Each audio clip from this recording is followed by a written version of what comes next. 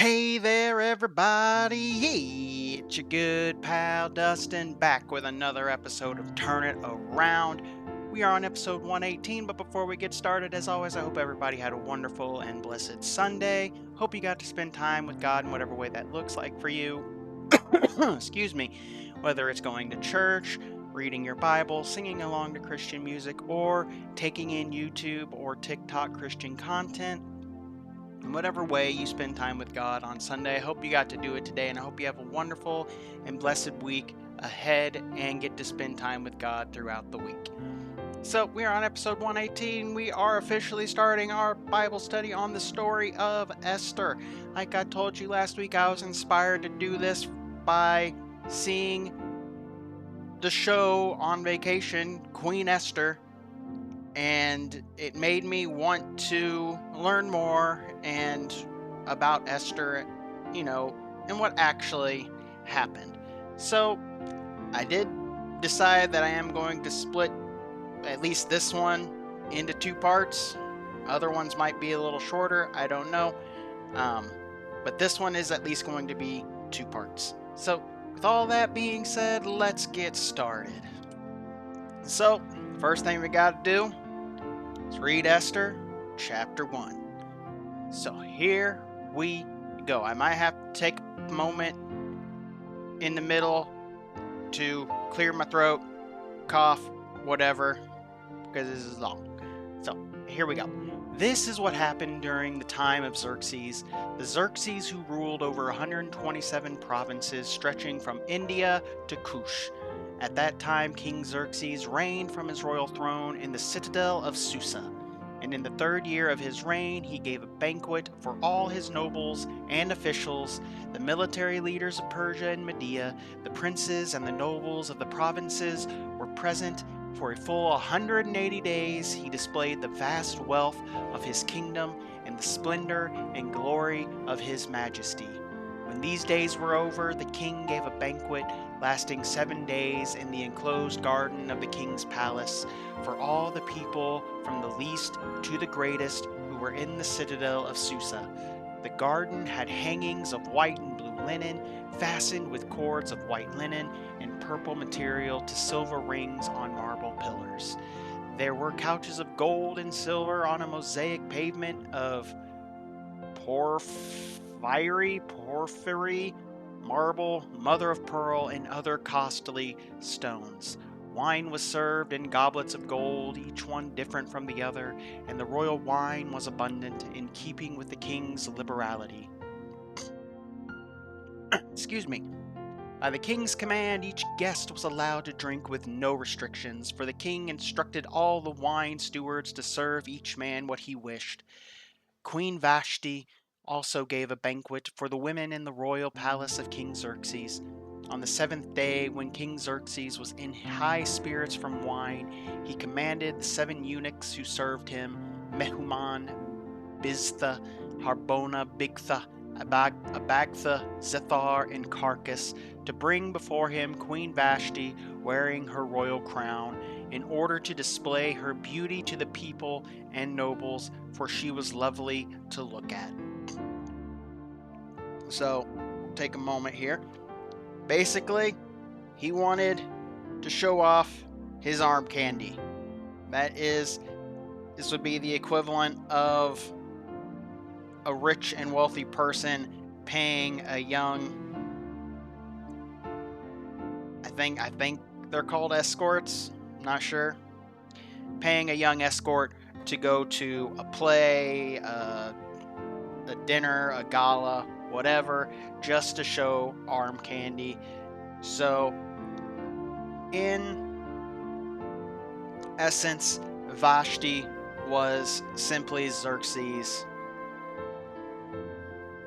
object. She was just there to be pretty and for people to look at and be like, and be jealous of Xerxes for being married to such a beautiful woman.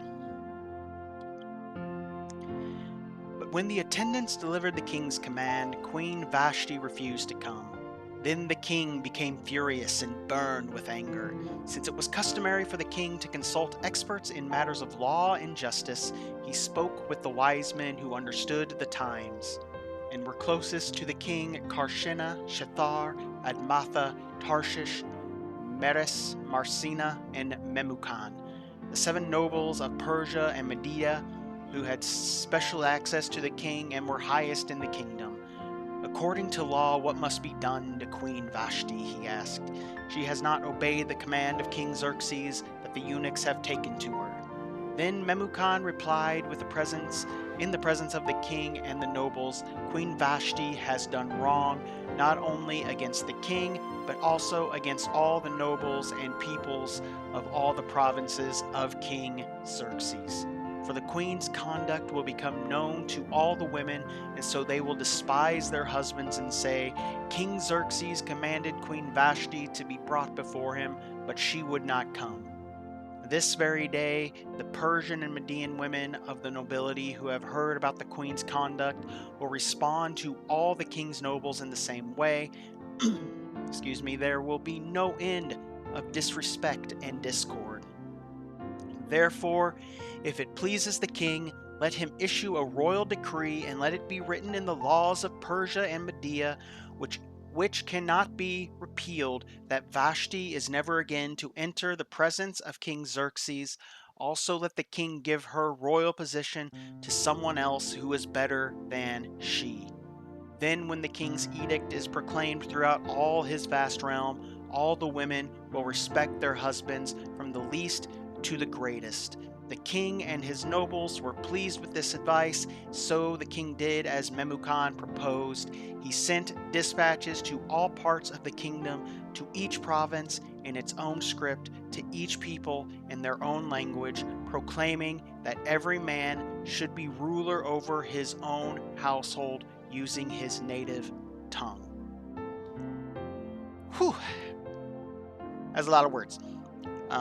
So, this, I would say, is the first. I don't want to use certain phrases. This is the first example of what I understand Sharia law is. What I understand it as. I'm not an expert on Islam. So, just what I've heard, been told, that's how I understand Sharia law, is that basically women can't do anything without the approval or presence of of a man in general, but most likely their husband. That comes with the wearing the hijab, they can't go out in public without a man, etc., etc., etc. I don't know how true all that is. Like I said, I'm not an expert. That's just what I have heard, been told, and seen. That is what Sharia law is. So, but don't take that as fact. Do your own research. I'm just trying to find a parallel that people would know, and I'm pretty sure what I said is the stereotype of Sharia law. So, I was just trying to find a parallel. So, that is basically what this is. Woman cannot do anything without the approval of her husband. She has to do what her husband says. I didn't say it in so many words, but that's how I interpret this law that Xerxes made into fact for the time. So, summary. Our story opens in Shushan, or Susa, one of the 4 capital cities of the Median Persian Empire. The others were Babylon, Ecbatana, and Persepolis. Now, I know Babylon is one that a lot of people have heard. I've never heard of Ecbatana, and I'm pretty sure Persepolis is one that a lot of people have heard. Assuming it's the same one that I've heard, there might be different ones. They like to reuse names for things. So, anywho, where Ahasuerus, I'm not sure how to pronounce that, but that's Xerxes, had come for the winter months. Susa is unbearably hot in the summertime, but was enjoyable that time of year in the winter. The timing of the events was also strategically planned by Ahasuerus. Every time that shows up, I'm just going to say Xerxes. Just, yeah. In the third year of his reign, 483 BC, his son Artaxerxes, under whom Nehemiah served, was born. Many believe that the main reason Xerxes held this 6-month-long celebration was to gain the favor of the powerful empire, seeking their support in planning his upcoming Greek campaign of 481 to 479 BC. Again, that is the campaign where I believe he was stalled by the Spartans. Inspired the movie 300, inspired the story of the 300, but in actuality, I believe it was actually 3,000, not 300, but, when you tell a story, you gotta embellish. That's just how people are. But I'm pretty sure that is the campaign where that happened. And that took place in the time period between Esther 1 and 2, the Greek campaign. Xerxes planned this campaign for revenge for his father's failed attempt to conquer the Greeks, but mostly for his own glory. Of course, we all know by the story of the 300, by the movie, that his attempt failed miserably. They got stalled by the Spartans long enough for the Greeks to prepare, march against them, etc. So his attempt failed. He probably was a little angry after the said campaign. And as we'll see, things didn't work out so nicely for Xerxes and his hopes for this celebration. And we'll discover the events of this chapter all working together to prepare the way for God's raising of a poor orphan Jewish girl to a place of prominence. Against all odds, she would be used to save his people and preserve the line of the Messiah. Let's dig into our story and learn about God's hand of providence at work. So, obviously, we're talking about Esther. That's the poor orphan Jewish girl. And I talked about it a little last week. At least in the show, I saw at one point a high-ranking noble person, governor, whatever, tried to trick Xerxes into destroying all the Jews. I'm going to assume something similar happens, maybe not the exact same, but I'm going to assume something similar happens. And if that had happened, there would have been no lineage for the Messiah because all the Jews would be dead. There would be no more Jews. This was the first attempt of complete genocide of the Jews. Of course, we all know the second one, at least the most famous, during World War II. So, yeah. But I'm rambling. I'm sorry. I do that sometimes. So, anywho, that's basically the summary of this chapter. Just, it's just talking about how things were set up for Esther to get to the place of prominence she ended up at. So, there were 7 questions for this lesson. I'm only going to do 3, and then I'll do the other ones next week, because these ones are kind of short and simple too. So the first question: what are some facts describing the setting of this story? Well, it takes place in a place that is hot during the summer. So I would imagine during the summer people at least might try to dress a little light. I don't know what that looked like back then, but I would imagine they dress a little lighter, maybe a little bit more skin showing because to stay cool. That's just what I would assume. That's what happens today during the hot months. People just wear less clothes. Um, so the place they're at is one of the capitals of the empire. Um, Probably at the time the main capital, if I had to guess, considering Xerxes went there. So I would say in the winter months it's probably the main capital, and then in the summer, if Xerxes goes somewhere else, that's the main capital. To me, the main capital is whichever place the king would have been. So but that's me. So we know it's winter time. It's nice, but normally it's hot in the summer. So I would say it's probably about fallish weather for people that experience four seasons. I would say it's probably about early mid fall to, yeah, I'd probably say just mid fall, fallish weather. So, not too cold, not too hot, maybe a little windy. It's just nice. It's nice. It's nice to be. Nice to be outside. You do whatever. So those are some of the facts of the place. We know the time period was 483 BC, and we know in 481 BC is when Xerxes goes and does his Greek campaign and fails miserably. So those are some of the facts. Vashti, well, that we're talking about the setting, so that's the facts of the setting.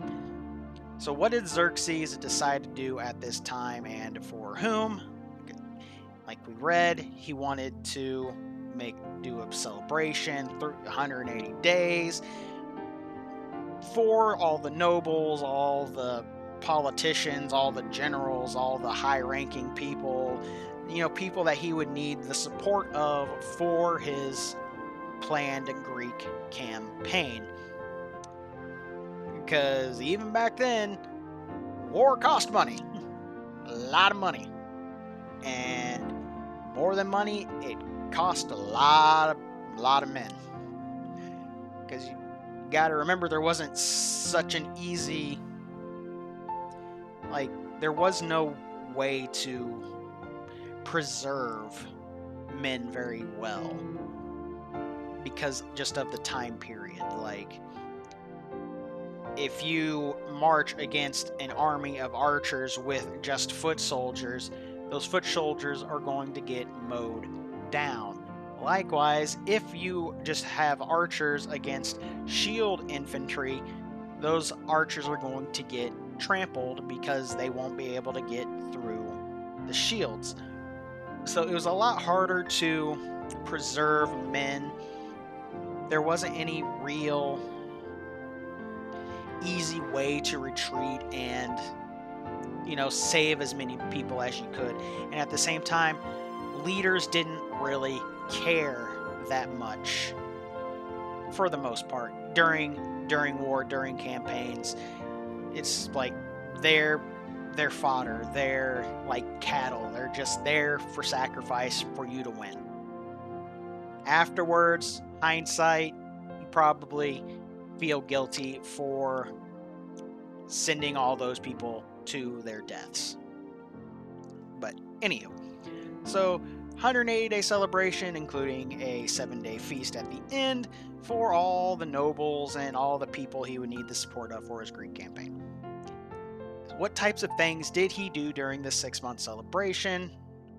Free-flowing wine, I would imagine free-flowing food, I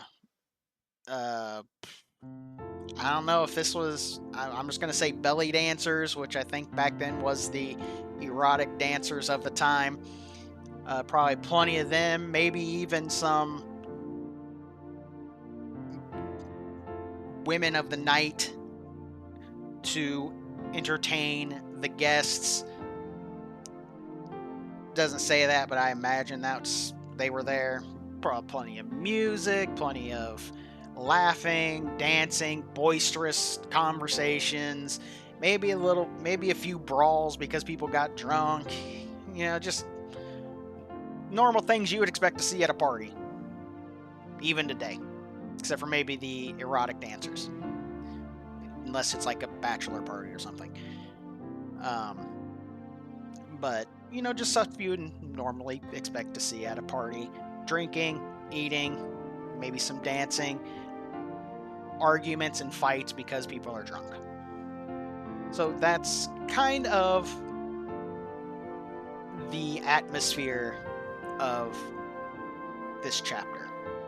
It's party atmosphere, at least for the beginning part. It's a party atmosphere. It's meant to be happy, haha, let's celebrate. Celebrate our greatness. That was the main point.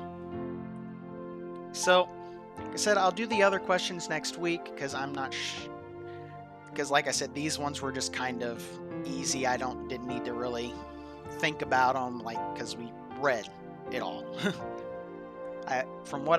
The next questions I think are a little bit more opinionated, so those might be a little longer. So that's going to do it for this episode. Sorry, I rambled. I do that. It's something I need to get better at. But when I get talking, sometimes I just da da da da da da da da. I'm sure y'all know people like that. Heck, maybe you are a person like that. I don't know. But sorry about that. Either way, there wasn't much, learning for this except for geography, time period, setting the scene, setting the mood of the scene. So there wasn't much to learn except for, basic stuff, like school-like stuff, we'll say. But even so, and I'm sure one of the questions for next week will mention it, we do still see how God planned and set things into motion for the things to happen that needed to happen for Esther to get to the place of prominence she ended up at. And as we go through the book, we will see all the things she had to go through to get to that spot. And like I've said before, God never promised us a bed of roses. Esther had to go through a lot of stuff, some of it not pleasant, but it all happened for the good of God and his people. We already see God's hand of providence setting things up. So I hope you could see that. Like I said, next week I'll finish the other questions. I thank you for being here as always. I thank you for your likes, your shares, your subscriptions. I thank you so, so much. I can never express my gratitude. So, all that being said, remember, my friends, that I love you, God loves you, and please remember to love yourselves and those around you. Till next time, my friends. Bye!